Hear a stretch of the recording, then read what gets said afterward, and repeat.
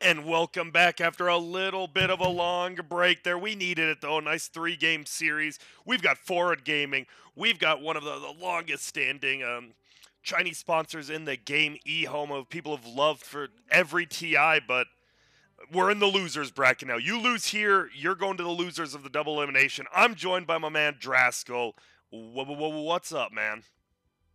I'm ready for this Dota, perhaps. Hell yeah. I mean, I do think the forward have an advantage, just innately. First off, they're playing with the full roster. Second, I think it's a team that showed yesterday that they definitely have the potential. It's kind of how I felt about Mineski in the first day. Is like they showed potential, and if they can just get it together, get some good drafts, maybe not make it quite as many like in-game mistakes. It's a lot of little stuff. Yeah. And you could very easily see them, competing with maybe a handful of tier 1 teams. So I'm excited to see them.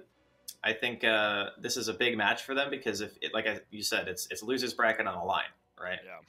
Like you don't want to start there. No. You win this game, you get to go play against Mineski, and you beat Mineski, You're in and then you're winners. looking good. And So you like don't your have to play road VP. starts here, right? Yep. Yeah, that's the thing. Yeah, and that's gonna be crazy. Man, I'm so happy seeing that Chen ban. I'll say it was weird, right? At the minor, we still saw it sometimes. At MDL, we saw it a lot. Now it's literally been first banned every game. Is that just the fact that maybe the better teams knew it was broken, and it's like the other teams finally realizing it, or why is it not being let through at all? I think it was because at MDL at least there were 2 tournaments going on simultaneously. Right. Yeah, ESL, MDL. So that one was a little bit different because I think MDL actually had at the time the better teams. Yeah. Oh, for sure. So the better teams were all pick and Chen, and at ESL I don't think it was quite as prevalent. And then everyone watched the games who were playing at ESL at the time from MDL, and they were like, "Oh, this hero is actually just insane." So they just start banning it. And I think that's kind of usually how it goes. Most of the time there aren't 2 big tournaments going on at the same time. That doesn't normally happen. I mean, Dota is pretty saturated with how much stuff is going on, but normally organizers are pretty good about saying, hey, let's not have 2 tournaments at the same time that are going to want tier 1 teams. So yeah, except WESG, but yeah. Yeah, we don't count them. And look at this, Ford Gaming already going to use both teams already using some reserve time on these first bans. And Undying. Okay. What do they take? They're going to go Nyx Assassin. It's interesting. We've been seeing quite a few. We've been seeing Lesh, Nyx, and Bane. It feels like a lot of first picks, which is a lot different than it was like a month ago. Yeah, the Nyx is... Personally, I feel like the VP banned at first phase every game in the last series. I feel like the hero is being a bit overrated, but if VP are banning it, obviously they think it has some merit. I think that when you pick a hero like Nyx in the first phase, you're really leaving yourself open to just getting 5-man Dota really hard. Obviously, you get the Lone Druid ban. That one makes sense. Chen ban coming out from 4, but that's just because the hero's broken. But that's my issue with Nyx, is he's annoying, and he kind of makes the mid pool really small because you don't want to pick mids into him. But at the same time, forward, they opened up their Shadow Shaman, and already you're like, what does Nyx do against wards? That's my issue with the heroes. There's a lot of stuff that just owns him. Yeah. Your safe lane Jugs, your safe lane Lifestealers, heroes that he can't really do much against in lane, 5-man Dota, which is pretty prevalent right now. That's the reason why I think that teams might be overrating him a little bit. But again, they're playing and I'm not, so we'll see what the Nyx can do.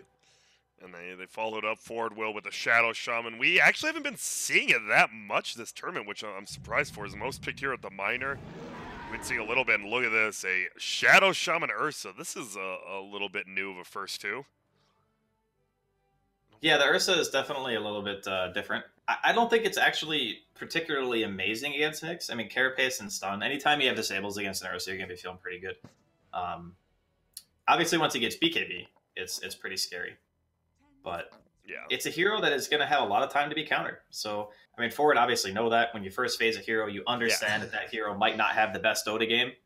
But it is a hero that secures Roche. And from Radiant's side, that's pretty important. Because it's a lot harder for Radiant to get into the Roche pit than it is for Dire. Which still, I don't understand how after 7 or 8 years, it's still really hard for Radiant to get into the Roche pit. But that just seems to always be the case. So it's nice to have a hero that just says, hey, if I get 45 seconds to myself and I'm past level 7, we're just getting Roche. That's pretty good to have. Little Ehome counter with the Veno. Okay, so this hero's pretty good versus Ursa. Yeah, it's one of the better ones. Poison Sting is unbelievably annoying. It is a matchup that becomes worse for Veno, I think, though, as the game goes on. Yeah. Because Ursa will eventually get like Blink Basher, BKB, stuff like that. And then the Veno is going to have to itemize in a way where he doesn't just get smushed, right? So he's going to need like either Ghost Scepter or Force Staff, Lance, whatever. He's going to need to itemize to protect himself during the mid game, if it's a core. Like, we don't know, obviously, yet how Ehome are going to run it. But There's if it's a core, no way you play a Veno support, right? I mean, that's what I think, Yeah. but I don't know. Yeah. Right? I just Like, that hero, right? Yeah, it just feels weird. I've learned in Dota that there's never a point where you can definitively say that something will never work. So whenever I see a hero, I have an idea of what I think it's going to do, but I never just definitively say, yeah, there's no way this hero is doing X, because I've been wrong in the past. So what about OD support? I mean, we see wait, who's that guy who plays Troll 4 in NA Pubs? Oh, I know you're talking about. What the heck is his name? I actually forgot. He's like 7K and he plays Troll support. So you know what? You know what? If Hey, you that got can Disable on the OD, Yeah. yeah. Let's go. Why not? They banned He's got it. good They base thought so stats. too. Oh god. Oh, not the Veno OD duo. Oh my god. All right, that does sound pretty bad. Yeah. But yeah, it's just a thing in Dota where I don't like to do it anymore. Okay, that's fair. Well, we got to get some more bans coming out, as we saw the OD. Oracle goes his way as well. Get rid of that save. And Oracle is sick right now. Yeah, it should feel, and it feels like people are finally learning that, right? Like we saw Solo and Fly. It felt like in the past the only ones playing, but it feels like everyone else has started to finally, I think, just learn the hero, right? Like, you actually have to know how to play that hero in a pro game. Like, you can't just go in and be like, that's my 5th game. I'll do my best. Yeah, for sure. I mean, there are the like the obvious lane counters and stuff, like your Furions, your Chens. I mean, obviously Chen's not going to get through, but people are picking a lot less Furion. So because that hero isn't as prevalent, Oracle is coming into light. Because he's good against a lot of the heroes that are picked right now, like Shadow Shaman, for example. Like False Promise, you get the Heart Dispel or whatever. You can Edict a lot of magical damage from the Veno, and you could like double save, right? So you Edict one, you False Promise the other, you heal, and it makes Veno's life crap. Plus, you can just dispel Gale. Yeah. Like, the Gale is so bad now compared to what it used to be. It's real bad, yeah. It was like the best level 1 spell in the game for like 3 years. And then they gutted it. They made it dispellable, like nerfed its damage, and now it just the main reason you pick this hero is like ulti and Poison Sting and Woods. Yeah. And Gale is like the lesser of the importance. It's like you hit it. Maybe you have it's the level 15 talent, right? Then it's okay. Get the 2 wards spawning. Yeah, that part's nice because you can't really deal with the wards as easily. Yeah, especially that early. Well, there's Darkseer ban as well as a Pango ban, so into the next picking phase. Will Forward continue? It seems like they have some hyper aggression going on right now. Well, I'm kind of surprised they banned DS because they have Ursa, right? Yeah, so like, that's one of those something in the works. I mean, maybe they don't want to pick it because it is frustrating against Nyx because it's a really easy carapace into Impale, and Mana Burn's kind of frustrating. And there's the Warlock. All right, so a little of that aggression taken away, but you get some laning. You get a very good, not even just a team fight ulti, right? You get some real good team fight spells. Yeah, Warlock is another one of those heroes that I wish would get picked more. This hero is crazy strong. Yeah. His Shadow Word in lane is not only one of the highest mana efficiency nukes, but the sustain is just unreal. Like, you get level 3. Yeah. You can't harass. It's just impossible against Warlock. You have to literally commit for the kill. You do. I think this was a deny pick, right? Ehome picked up the Warlock yesterday, right? And they banned the Oracle here. I bet Ford saw that. They're like, dude, maybe we just take it ourselves. Because Ehome's the only team I've seen. Yeah. And they will. Yeah, it's possible. The only thing that I would say about Ehome taking Warlock is that they would not have a ton of like reliable lockdown for the Ursa, and that's a bit scary. So they would have to pick some hero that doesn't really care about the Ursa matchup that much. Like maybe like a TB or a Weaver or something like that. But ooh, all right, the Venge. Wow, that's a hero we haven't seen yet, actually, right? Yeah, not this tournament at least. And man, I like these 2 drafts are a lot different than the ones we've currently been seeing. You had a Veno Venge versus a Warlock Ursa. Yeah, so that's what we were talking about, right? Yesterday, we're like, you know, the patch is pretty wide open. Yeah, people are just picking a lot of shit. And it's fun. It's fun for the viewers. It's fun for us to cast. And That means it's in a good spot, right? I don't think I've heard anyone complain about this patch. Yeah, not anymore. The complaints were like a few heroes were a little bit obnoxious. Yes. And I mean, obviously Mars isn't in CM yet, so Yeah. God bless. Uh-oh. The Gacker. Okay. The boy that I'm surprised, dude. Apparently, on all the other streams, they get it like every game. EG played every game, Really? and we this is the first we've seen it once, right? I thought, or did we? No, we didn't see it at all. This This is that's the first crazy. game. When Okay, you they're talked gonna about give it, it TB. I like you brought it. Okay, so why does TB not care about Ursa? Because first off, TB has an enormous amount of effective health against physical damage, very high base armor. He builds almost exclusively stats, and Sunder does not care about Enrage. So a lot of other heroes, when you try to turn on the Ursa, he'll either have Enrage, whatever going, or he'll pop it as soon as you become like undisabled, and you trade, but you can't win the trade. The thing about TB is he's just gonna Sunder you. And then if you get sundered and you're at like 10% HP, even if you pop Enrage, he's full. You gotta run, right? Like you can't commit anymore. That's why the fight is annoying for the Ursa. Now, if you get Basher or something like that and like MKB and you just are really far ahead, sure, matchup's probably not that good for the TB. Yeah. But for the most part, you're not going to outfarm a TB because he's going to be in the jungle with illusions and you're an Ursa. So it's just a nice feeling matchup for the Terrorblade. All right, he will be versus that Viper Warlock Shadow Stone, so a lot of disables, slow as well, and well. Ehome, they got the next pick. Well, what do you think they're going for here? They have some odd heroes that can go to like any lane, right? It looks like they just need a mid hero, though they could send Venom mid. Yeah, they could send Venom mid at this point.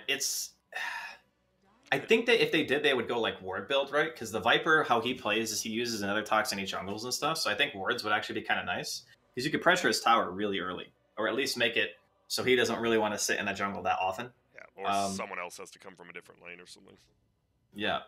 Anything that just pressures the lane is good. Kunkka is probably the one that you see the most. He did get nerfed, but I think just because of the matchup, they might go for it. It's really good team fight. It's a lot of catch, which right now they have 0, basically. Like, Nyx is catch, but he isn't at the same time. We saw how hard it was for Pasha to do anything on an Invis hero.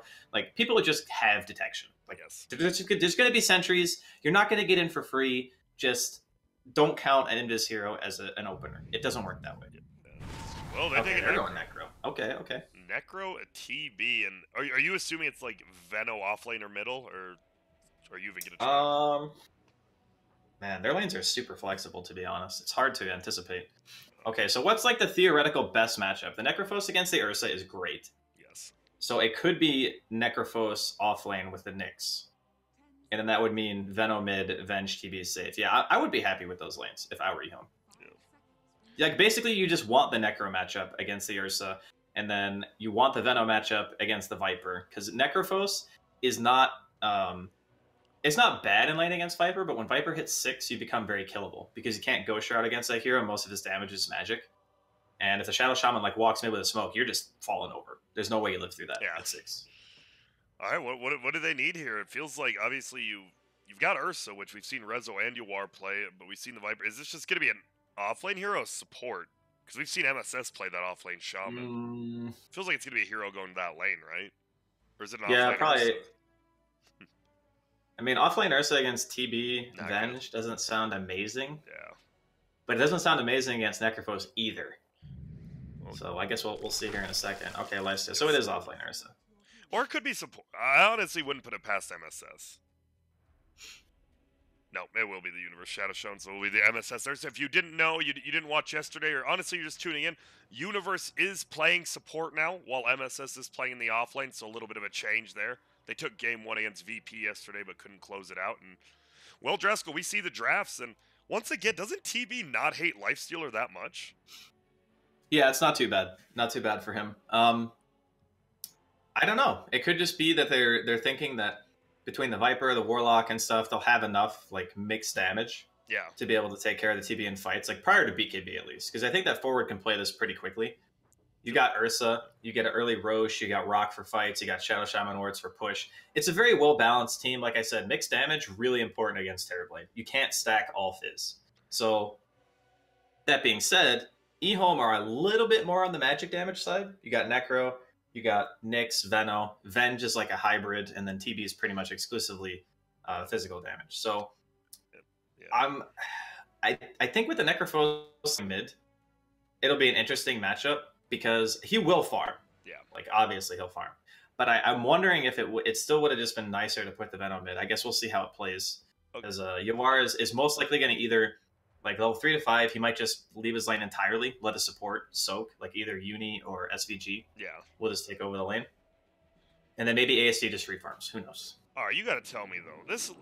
You're picking Lifestealer into, not even just a TB, but a Veno as well. You're not a little bit surprised at this Lifestealer pick?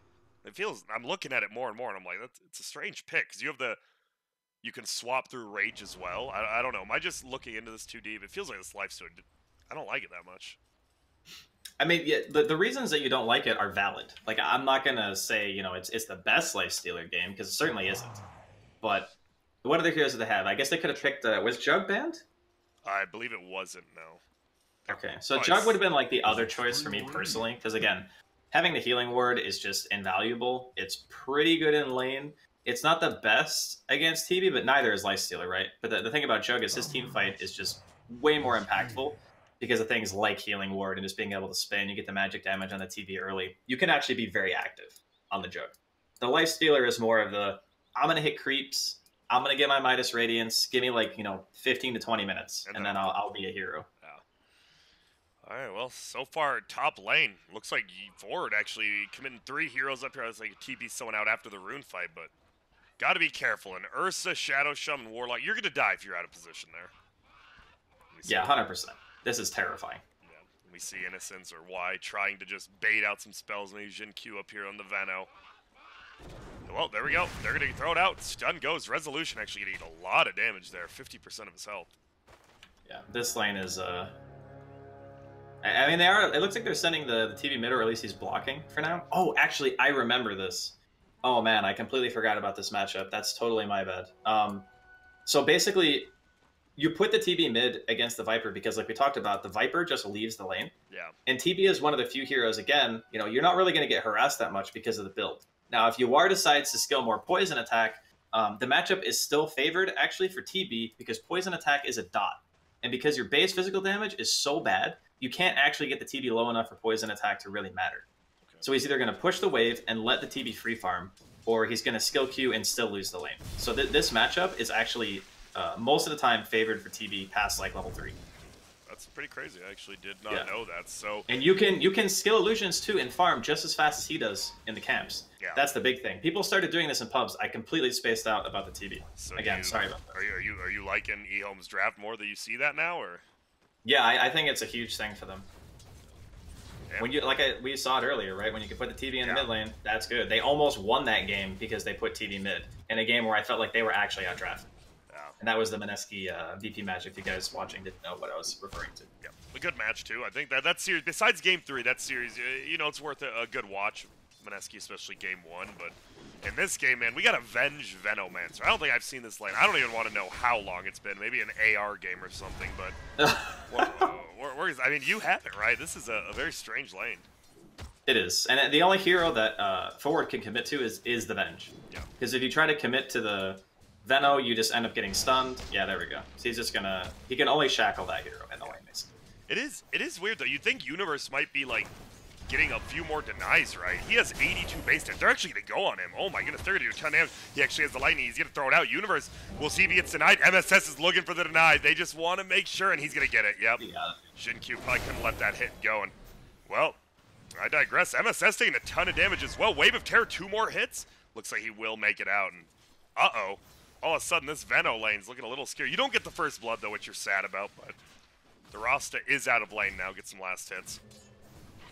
Yeah, this mid lane is the one that we're really going to have to keep an eye on, though, because look at N's farm, man. He is crushing it. Yeah, I really didn't know about that. I haven't been watching pubs like last week. I got to get back into the groove here.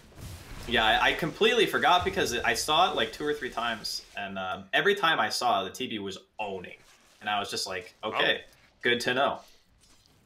And so if you're Yawar, it looks like he is just going the jungle build I mean, yeah, you still can't farm, you can't skill poison attack in this matchup. It's actually awful. Yeah. Like the old Nether Toxin would have been okay with the poison attack because it was a static amount of damage. but now you get damage per missing health. And again, your base damage is trash. Like, you're just not doing anything. SVG also getting chased around here. I was watching him. I was like, they're not going to kill him, right? And then the heal just comes out and it out-heals their right clicks. Oh, okay. It's a good heal. He's running low on mana, though. He does have a Clarity Pop. So the only other lane we really haven't talked about is bottom, which is a Nyx Necro versus Lifestealer Warlock. And Rezo seems to be farming pretty well. Necro not too far behind, though. Yeah, we don't really have to talk about this lane. Nothing's going to happen here. Maybe SVG gets run down, but if he has mana, probably not. If someone dies, it's due to an overcommitment or someone's like insanely out of position. That's like the only way. Man, I know you've already said it though, but this middle 19-9 versus 19-4. I'm just surprised someone can actually go head to head with Viper, right? Like it's been a struggle to find a hero who can. Yeah, but it's just because the way that Viper plays the lane, right? He doesn't actually want to stay there for that long. He wants to drop his Nether Toxin, tank the creeps a bit with his Corrosive, get the damage out, and then he just wants to leave. Yeah. He doesn't want to occupy the lane forever, and if he does leave, you know, it's very similar to, like, when you watch a matchup with the DK. The DK is just going to take the friggin' tower if you leave too much. Yeah. Same thing with the Terrorblade. You know, worst case, the TB is just farming the jungle if he can't sit in the lane, and we all know that TB farms real fast in the jungle, so it's like a win-win. No matter what happens, the TB is going to have a good time. Looks like, man, this top lane, they want to go. We saw almost MSS getting a kill, couldn't quite pick it up, though. In middle lane, we have a rotation. It's a level 3 Nyx. All right, so he's got that level 2 stun. Will last a little bit longer. 2 seconds, he's going to run in. Here we go. He's going to throw the stun. Looked like it actually was going to miss. It doesn't. We have a meta. He's going to pop it. All his illusions already died, though. He's just fine, right? Yeah, he is. Yeah, not too bad. I'm not really sure why he rotated, to be honest. I feel like, well, the Necro is still doing fine. Like, it's not like he's sacking his offlane or anything like that. Yeah. Maybe they just wanted to do it to secure top bounty runes. We'll see. Yep, it is going to be the 5 minutes. It looks like he might be running up their Universe level 3. We have the Viper. Viper's over here, but he needs to hit that shrine. But no, he's going to be here. God. There's going to be stun coming out. Looks like Universe will get it. They throw out a stun. One will hit. And all right, there's going to back out. Looks like we're going to see a 3-man shrine here for Radiant. Yeah, 2 for 2, so no one really getting a big advantage either way. But N still able to get a couple of hits off on the mid tower, so let his meta going for a couple of seconds. And yeah, this is the problem, right? Like, you want to assign a hero to sit mid that isn't Yawar if he wants to fully maximize his farming potential. Yeah, but who would you put, like, right? Rezo needs the Warlock bottom, and it feels like if you leave Universe alone, or MSS alone top, right, he's just going to die over and over. So yeah, that's the issue, right? Like, that's why the TB is so nice here. Because he is going to have to sit there, and it does hurt his ability to farm. I mean, that's the whole thing, right? Why Viper's so strong. It's not just the hero, it's what you do with the hero in the jungle, right? Like, mid one showed, he had like an 8-minute Atos one time. It's insane. It's crazy. Yeah. We are going to see War is going to farm 2 camps, get a stack both of them here. Does he get them? Sure does. And he will go back middle where End just right-click and let's look at the early net worth here. And it actually is the TB ahead by about 50 here. Really even, though. Yeah, he's got a lot more denies, so he's getting that little bit of extra income from that. And his top lane? Uni? There's a lot of damage being done. It looks like Universe, he might just be caught out. Yeah, he has 3 heroes here. Gets the hold, so Venno won't get the kill, but Nyx Assassin, he'll end up picking it up. And yeah, forward right now, it's looking a little bit rough, because they are getting some farm, at least on their Lifestealer bottom, and Viper, but is this TB going to come online too quick? I mean, right now, it's looking like it's a very big possibility that N just gets completely out of control. Yeah. And it's not like he has, like... They don't have... Sorry, go on. The other part, too, and you mentioned this, too, about, like, the Lifestealer and the Ursa matchups, and you didn't really like the last pick Lifestealer. It's going to be amplified by the fact that he's going to have such a good game. Yeah. Like... That problem doesn't get any better by giving him a free lane. Well, Mana Boots comes on the Viper, and already had a Clarity as well. He gets level 7, so he doesn't have the level 4 Nether Toxin. He's ready to farm, but I'm looking at MSS in the jungle right now, and I'm looking at this top lane. Jin Q, he's having a blast.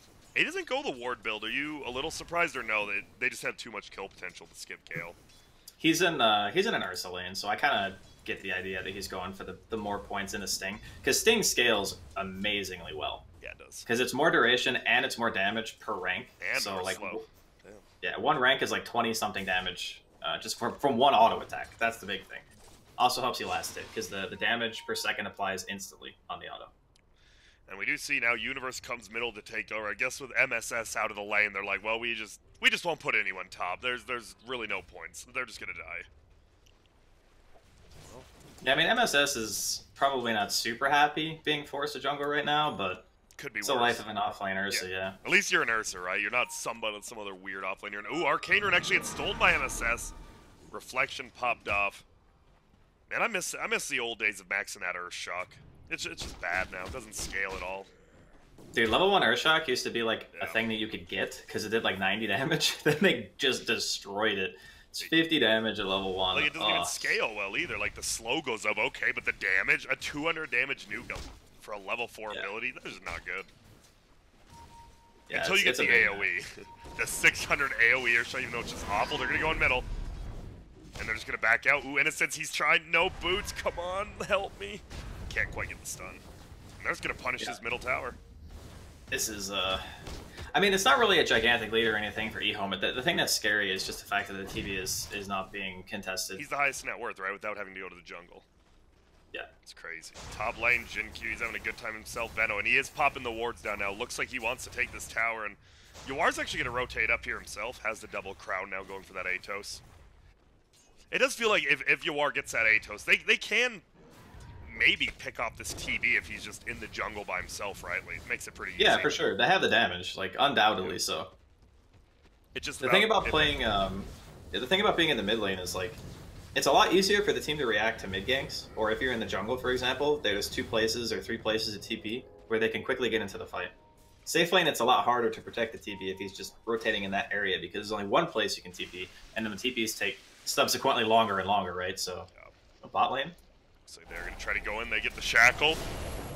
Trying to hold down the Necro. He's just going to TP out, though. Oh. And that's the problem, right? You only have that Shadow Shaman for any sort of lockdown, I guess. And level 1 Hex, level 1 Shackles does not feel the best, but...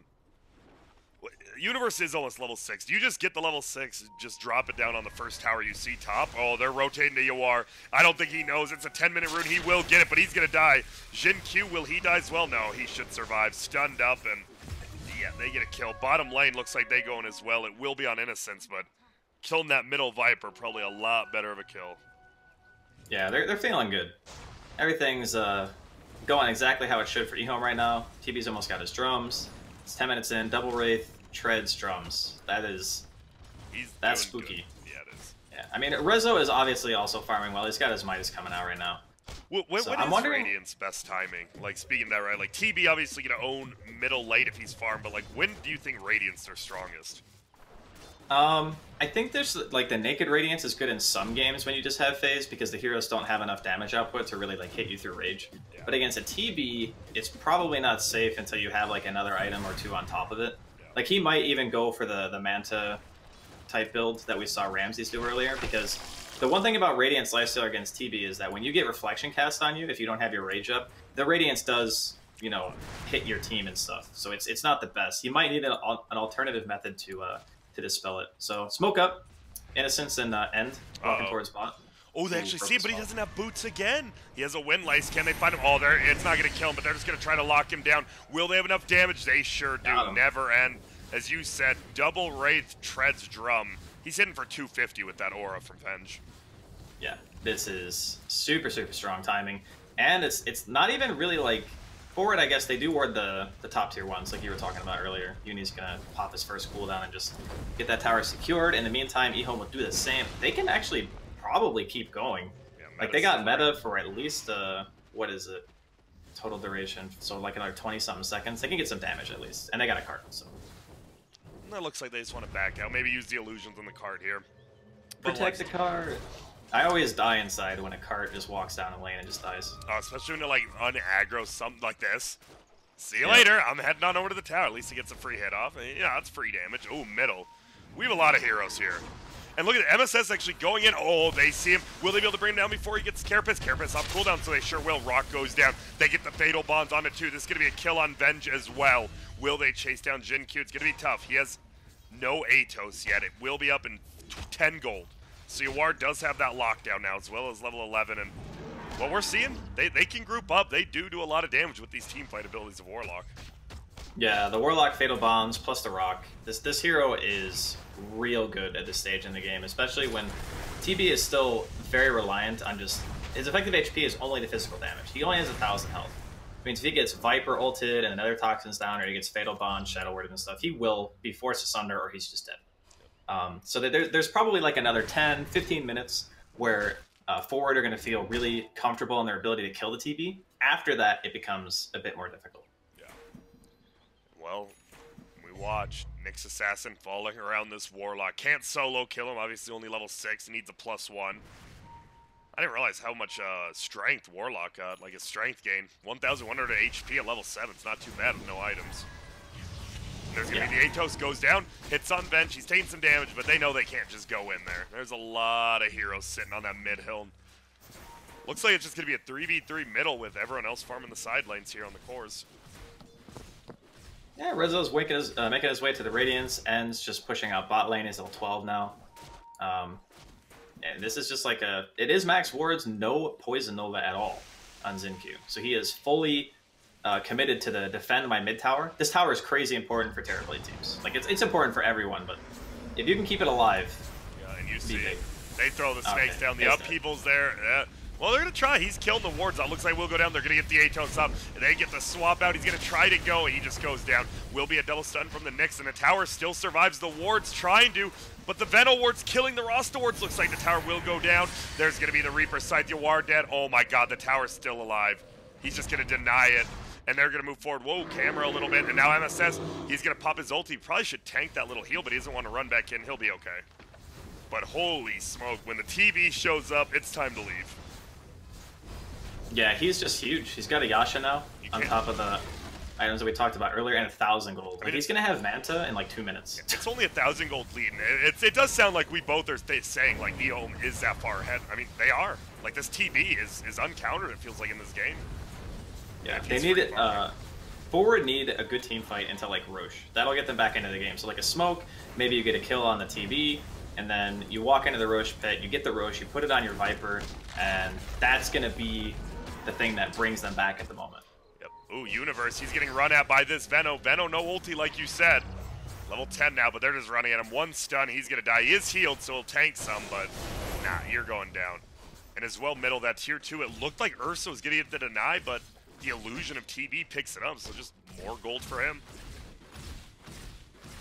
Yeah, so far so good for Ehome. And we are talking a lot about their team, to be fair, but it's just because... This TB, he's just free farming, right? And he's the ultimate hero we've talked about. On the other side, Rezo, as you said, the Radiance. Do you group up as 5 when you get that Radiance, or is it still too hard because of that TB, like the reflection and whatnot? I think you can group with the Radiance. Okay. I think it's okay. Because if you rage at the right time, you get the rock down. If the swap isn't on point, the TB can still just kind of die right now. He is going to have Manta very, very soon, so he'll be able to at least dispel the Fatal Bonds and the Shadow Word. But it's a ticking time bomb, man. And we already mentioned, and probably the reason that we've been focusing on Ehome a lot this game is just because the core matchup for forward isn't that ideal for either the 3 or the 1. Yep, and it does feel like, though, if you did have to, oh, they're going to find the next assassin again. He should just go down here. They get the sentry, and they beat him down. But it feels like if you're looking at the 2 supports, though, you'd much rather have Radiant supports going to the late game, right? Like Warlock as well as Rasta compared to the Nyx Venge, no? I favor it over the Nyx, at least. The Venge is a bit of a... It's hard for me because... Yeah, I think that Venge aura is just insane with TB. Like, that's a part about it that makes me okay. Like, just in a vacuum, absolutely. I would rather have Shadow Shaman and Warlock. But because of the pairing of the TB and the Venge, I like the Venge. The Nyx is definitely going to fall off, for sure. Feels like he's pretty... I mean, how we've been seeing him, right? He's kind of a moving ward. A ward that sometimes doesn't die, can make an initiation. But it feels bad, right? He's a really bad GPM talent, right? 90 gold. It's not that bad. It's not too bad, yeah. Who has the 60? Doesn't someone have a 60 GPM down? Oh, they get a sentry down, but they don't have all they have is that's the problem. Just Universe, right? Only lockdown. Oh, they're gonna spot out SVG. Oh, they have meta too, and the TV's Reaper here. Coming. Oh, here we go. They're gonna pop it. Oh, Lord have mercy. They pop meta though. They need more, and they're gonna find more. It's at least gonna be Universe. Yawari gets swapped. It's gonna be a 3 for 0. It looks like. Good God, somebody stop end. The Dude, this is one of those Venjora. games where they can just go high ground like Now. insanely early. Right? I mean, with the meta, I think that they'll have enough time. Do you think they try? They can get some damage. I don't think they'll be able to Commit get fully? it, but Okay. yeah. God, this is... I love how right when you knew that TB was going middle, you're like, this game looks a lot rougher now for Ford, and you were correct. Yeah, it's just that matchup, and it's one of those things that you don't think about. You know, you don't think about it that in depth until you see it, and then you put it together in your head, and you're like, oh god, this matchup actually sucks for Viper. It's so bad. Dude, Yeah, look they at actually this. will be able to They get have to 15 clip seconds it. left. They're going to get the racks. I don't even know if it's just a tower. Warlock's dead for 10. They know he doesn't want to buy back. They're getting a melee, if not a melee and a ranged. Yeah, you commit for this for sure now. It's too low to back up. Yeah. Don't let him melee. They even have a pipe, man. Jeez, Ehome. Who has the play? Is it Jin Q? Yeah, good lord, Yeah, he is farmed. Venom. They're just all farmed. And Rezo, he has the Radiance now. It's flying out, but you're racks down with the Radiance. That does. And wait, you are denied the range. Oh, I mean, might as well not give him the gold, I guess. Yeah, they would have gotten it with the wards, I think. Yeah. We're trying to think. Well, this life. So you get the rate. You can't just go as 5 now, right? They're too farmed. Or do you have to force it? I think with the Radiance, you gotta do something. You have to. Oh, and their chicken goes Courier down. died too. Damn. They are Right, going. they're gonna walk straight into Roche. No meta for a minute. They know though, right? Nick's stunned in. He's just gonna walk and look at that. Whoa, hey there. Nice. Hex. Universe doesn't stun himself. Now we'll hold him. That was a good play by Universe, not getting stunned by the Carapace. But actually, the Venge comes in to save him as well. Nick's going back. He will get the double stun swap. Oh. It's 2 charges. They swap him in. Can the Terrorblade do anything? Doesn't have meta. He does have Manta plus Sunder, but he gets hexed. He goes down. There's going to be a Reaper Scythe on the back. It will kill MSS too, so I don't think they can do the Roche.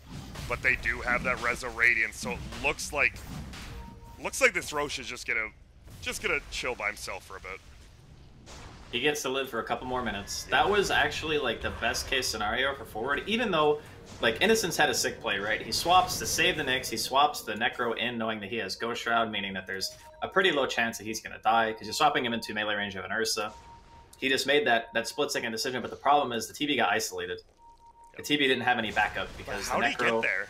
He was like in a really weird He just walked spot. in. Yeah, it felt he just walked in. Definitely a little bit of a mistake. It felt like on his part, but you got it right. You don't know how low that Roche is. It felt like they thought it was much lower than it was, like how they played it. Yeah. There was no defensive swap to save. Innocence was super low because he had to use both of his charges to get himself and the Nyx out of the fight. And it seemed like a really good reset, but the TB committed when everyone else was focused on MSS. It's like he got Reapered in the back when the TB was dying. Yep. Lotus Orb coming up for the Venosoon versus that Rasta. That's going to be a very nice one. Pretty much no disables then on that point. Look, guess what? They even got the medallion. They're going for Roche themselves. You have the Venjora. They're just going to right-click it down. I was like, who has the medallion? Necro, okay. It's an odd choice for a Necro. If you can get to the full crest, it's actually really sick with a TB. Like about their timing.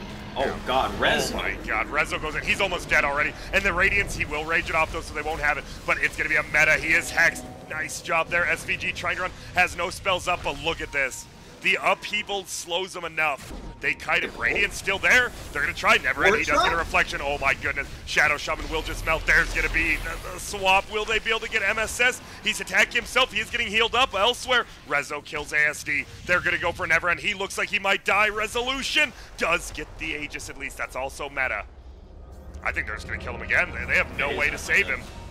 Holy smokes. He is going to try to run. Gets the reflection, but there's the open wounds. And guess what? They turn around. There is no Roche for Ford to get. But who cares? You kill the TB twice. That was huge. That ward trap coming in from Uni traps the 2 heroes pretty much inside of another toxin. No BKB on the Terrorblade yet. Oh man, that was like perfect. And on top of that, Rezo gets the infest on the Golem, walks back out with the Golem, realizing the only physical damage really that they have is TB. How are they going to kill an Ancient Creep, right? Yeah. He's just applying the Radiance, hops out, gets the full heal, just recommits to the fight. Beautiful execution there from Forward. That was a really well played play. It's only a 3K lead, but you can see with how Ford's playing, they're playing super aggressive. And it feels like it's these team fights, right? This Warlock's doing so much, but we have another team fight right now. Fatal Bonds hits 3. The Upheaval hits 3. They will get the Guardian Grease off, though. Will save Innocence. MSS going in. Warlock Rock gets dropped. ASD goes down. Resolution hops inside of MSS. They might look for more. He'll just hop out. He's like, wait a minute. There's a Veno. They're going to try to move forward. They're going to look for him, and oh my goodness, they have turned it around. Venomancer's going to drop next. Here comes Never End, though. They'll get the reflection, but won't matter. They don't get the radiance, and all of a sudden, just one team fight, Draskell, and it feels like the momentum's completely gone. It was such a big fight though for forward. Like that was the ideal situation after Orochi, is that first off they're fighting into a choke point, which means the Fatal Bombs and the Nether Toxin are going to hit everyone, which is basically what happened. And then on top of that, they get a ward trap on 2 heroes, one of which being a Terrorblade, forcing him to attack out, and they're chasing into an active shrine. And like that was, and yep, wards just get dropped straight up, man. And we talked about this is the time you said it, right? You get that Radiance on Lifestealer, now he has a Medallion as well, but you call it. They got to make it happen here, because the TB has had 2 bad fights, right? But he's still a TB. So you want to make sure, keep this pressure up. You've already lost the Rax, too. Yeah, bot lane's got some pressure going, so they're not going to be able to fully commit, and Ehome really are trying to find something. Yep, Sentry Ward down, though. They see the Nyx, and good job by Ford. Ford, we can't say enough. They were down a lot. They were down by 7k, and it felt like more, but they win 2 fights. They're down a Rax, and they're right back into it. Yeah, the timing of that fight for forward and like the execution, I guess you could blame it a little bit on Ehome too. Just like the fact that they pursued so hard. Yeah, we saw that last series too, like those long pursues. Yeah, it really does backfire a lot of the time. So, all right, let's look at the items. So Scotty finished on the TB, and yeah, SNY going to be done soon on Resolution. He already had the medallion, as you mentioned. So like items still coming out on both heroes, and TB still does maintain like the highest overall net worth. The real issue for them is like their lead has pretty much evaporated. They had like a 6-7k lead, I want to say, at some point, which is like a full item up, which is fairly substantial in a game where you have the potential to go high ground and have in fact already Rax. It's like those leads I always feel like are more important when you are susceptible to losing your tier 3s and base, but you know, with the Lifestealer getting closer to his next item and like Yawar going back for the BKB, the fights are going to get harder for Ehome, man. Like, the TB can do a lot, but he is going to need more time if they want him to really reach that insane critical mass. Yep, and you talk about those team fights. It feels like SVG's on that hero that just changed. He's had 4 great Fatal Bonds. Like, they are getting 3 to 4-man Fatal Bonds every time, and they are just melting because of it. We'll see. They're gonna. Yeah, we saw it when they were chasing up to like the bot shrine, right? Yeah. How much the Fatal Bonds was doing in the fight with the Radiance. Jesus, doing so much damage. It's scary, and we are gonna see Nyx Assassin. He's smoked up as well as ulti. Ulti about to wear off though. Dire is gonna scan. They won't find anyone behind that tier 1 that's already down. But they might find MSS. Oh, they see him. He's gonna try. Ah, it was a good effort. You get that stun there, you're gonna be praised for ages, but unfortunately they won't get it. Lotus Orb picked up on Veno now. Has the 90 really good item. Yep, has the Gale hero impact summons 2 wards, which is nice. This game just feels even. It's 3k lead for Ehome, but you just feel a 5v5 team fight, as you said. It's all about the execution at this point. No one's really that far ahead. Oh, yeah, the big thing is the Lotus for the TV. Uh-oh, they get Yawar. They swap him in. It was a good play with the Carapace stun on the poison, but look at that. Fatal Bonds comes out again. The Rock's gonna drop, and Yawar's getting right-clicked down by Neverend. Will he go down? Innocent's first one to die, so they do still have the Ventor because the illusion. This upheaval, though, is keeping them all in place. Can they fight in this circle? Yawar's still alive. They're just kiting. This upheaval is absolutely nasty. The TV stands and fights, gets a kill, but he goes down, and dude, this Warlock, are you serious? And they get a hold on the back as well on Nyx. They're trying to chase Jin Q down. Atos will hit himself. He will Carapace as well. They try to get out. Stun will hit on Lifestealer. It's at least going to be a kill in the Nyx. Maybe they're running. The Veno Ward slows them down. Is this a great save? Oh, God. You'd much rather the Nyx die than your Veno, though. Does use a nice Lotus on the open wounds. But guess what? It's up again, and look at that slowly start stacking. Jin Q can't move, and he gets swapped out. He should go down now, though, but the 4-step will get him out. Innocence as well will go down. And this Warlock seems like the X-Factor, man. He is the X-Factor for sure. It's not even the Rock or Fatal. The upheaval was on all 5. They had to stand and fight on Ehome, right? Like, they couldn't move. Yeah, like, the unfortunate part was they didn't have vision at the high ground, right? So they had the ward in the mid lane between the tier 1 where the tier 2 used to be, but they couldn't see the high ground, so they just saw a Viper and they said, wait, if this guy doesn't have a team, he's just dead, which is a fair assumption to make. You know, you swap him because you don't know for sure where everyone is, but SVG was literally on the hill, like just waiting in the sidelines for that jump and just perfect position, like you mentioned, fatal bombs into the rock. I think they're just gonna run, yeah. But another thing important about that fight is like ASD reapered a Shadow Shaman that used every single ability. Like he had already dropped wards, lightning attacks, all that stuff. He just reapered him, and there was like no reason to reaper him. You gotta save that for a core, right? Like in a fight like that. You can't reaper like that in a fight when the guy's already used everything. You can't dump a reaper into him. Like the Lifestealer was below half HP. The Ursa eventually just died to straight up getting auto attack down. So I think the ASC didn't play that fight particularly well. Uni and SVG have been carrying the game. Like his ward traps on the TB, like every single fight, and then the like the Warlock just getting the upheaval and the Fatal Bombs rock, saving Yuar, turning the fight. Like these two are just crushing in this game. They are. Ehome still 1,000 gold up. They still have the TB. It's as you said, right? They took that fight because they thought it'd be an easy pay on the Viper. I don't think they want to take a 5v5 fight, right? Like they were just forced into it at that point. Yeah, not that way at least, because you're swapping like one of the tankiest heroes, and then you're giving the entirety of forward the perfect opportunity to counter initiate. Oh, top lane will be a swap out, but now instead Vengeful just going to die. He had the Shackle and will cancel it. But a quick pick off. Get the extra gold as well. And you're getting nervous if you're Ehome, though, because the BKBs are coming out. Ursa almost has one. I believe the Viper does have one now. Yep. And those guys, just an Ursa running around just in a fight. Doesn't matter how many items he has, it's just scary. Yeah. I mean, the important thing about this game, and probably like the single most important thing, is killing the freaking Warlock. Like you have to kill him. He has Arcane Boots and a Shadow Amulet. He needs to die. If he's allowed to live in the fight and keep getting like these really good rocks and a full channel upheaval, there's just no way you're going to win the fight. You just can't, because none of these heroes on Ehome besides the Veno really have mobility. Like you got, okay, you have 2 Force Staffs, I guess, but you know, no BKB on the TB. He's even going back for Butterfly, which I don't even think is a bad itemization choice. I think it's completely fine that he's making a Butterfly. But if you're not taking out the Warlock in like the supporting cast before the fight starts, they're doing so much in the fights in the way of damage. Like I don't know if the damage charts actually display like Fatal Bond damage, or if it assigns to the hero that dealt damage or whatever. I'm not sure either. Yeah. But I'm willing to bet that if it was like showing how much damage SVG is doing in the fights, it would probably be close to the top because of how much Fatal Bonds is doing. So yeah, he's like the lowest net worth on his team, but he's doing the most with the net worth. Yep. And he's gonna have a glimmer, it looks like. He has a Shadow Amulet, 600 gold. He's not purchasing quite yet, but we'll see. He just TP's on out too. Ooh, Nyx Assassin right there. Couldn't quite get the stun though.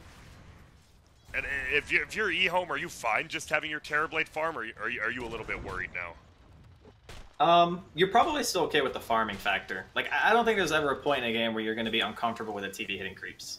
I just don't think that really happens. Yeah. But as far as the rest of the team, like, I think the Veno's itemization has been pretty on point. Like, Xingqiu is going back for the Halberd now, which I think is really good.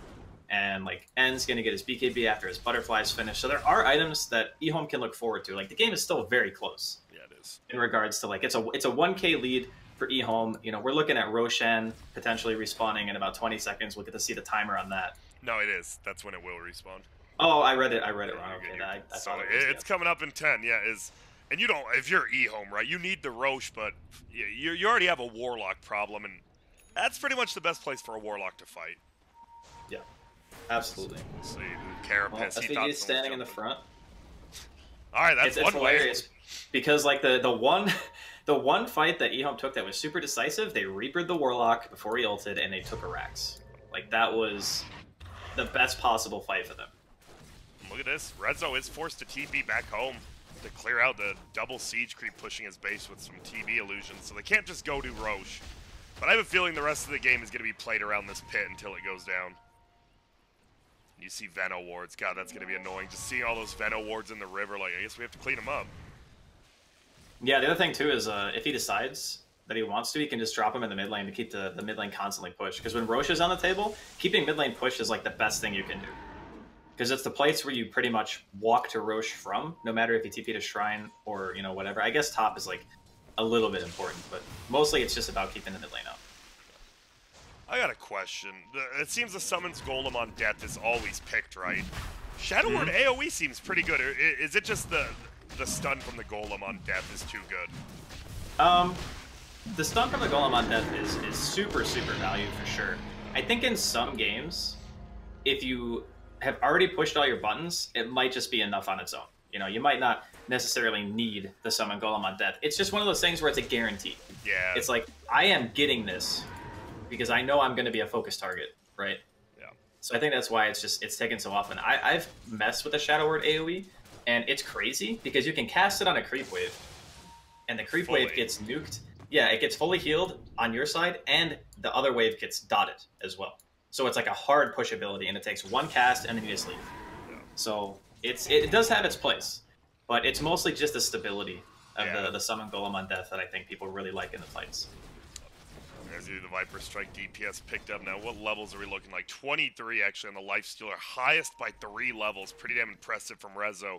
He's an MKB and 800 as well, and this TB, man, he's going to have to play his team's going to have to help him out quite a bit, because this Lifestealer now has the damage to tear through him.